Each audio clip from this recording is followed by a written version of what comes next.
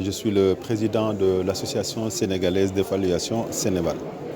Alors, cette nécessité, elle est dictée par l'évolution de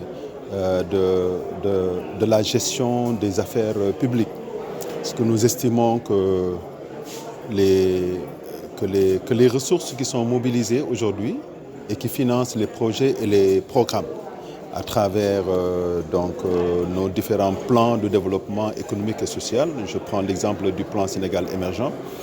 Aujourd'hui, il est souhaitable que ces ressources qui sont mobilisées pour financer les projets et les programmes destinés à améliorer les conditions de vie et de population, qu'il y ait une redevabilité sur est-ce que les ressources mobilisées sont arrivées à destination, c'est-à-dire arrivées vers les bénéficiaires.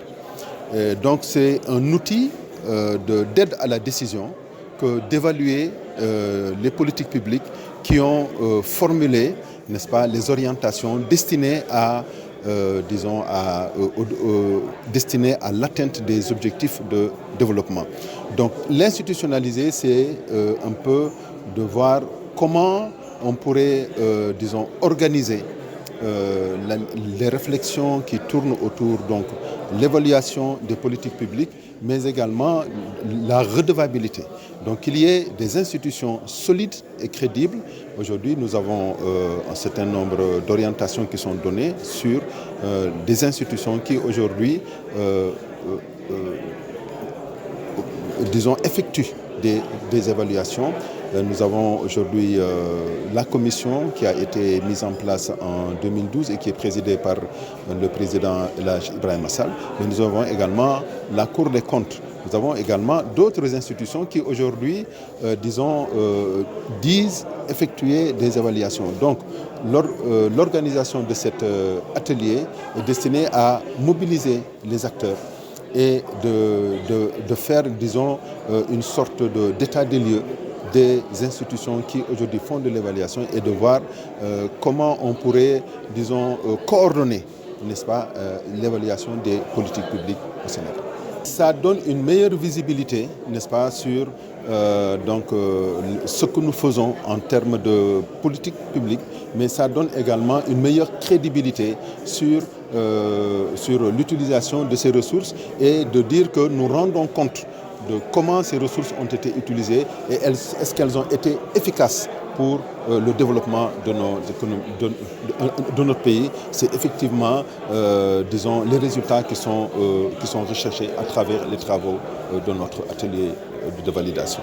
Nous n'évaluons pas, mais nous constituons aujourd'hui une plateforme qui regroupe les différents acteurs à se retrouver et à discuter sur en matière de politique publique, est-ce qu'il y a un certain nombre d'avancées en matière d'évaluation? Est-ce qu'aujourd'hui, la culture et la pratique de l'évaluation, est-ce qu'aujourd'hui, est-ce que c'est implémenté au niveau de l'instrument?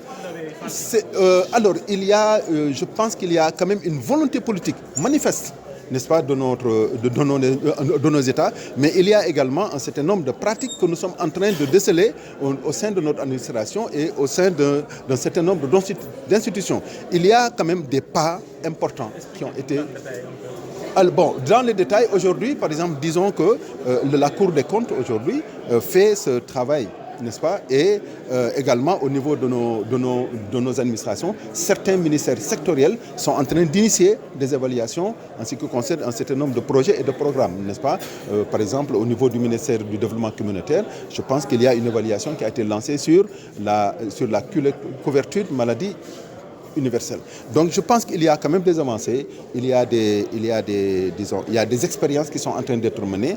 Maintenant, notre travail, c'est de dire, développons cet état d'esprit de dire que tout projet ou programme qui a été conçu, il faudrait qu'on puisse,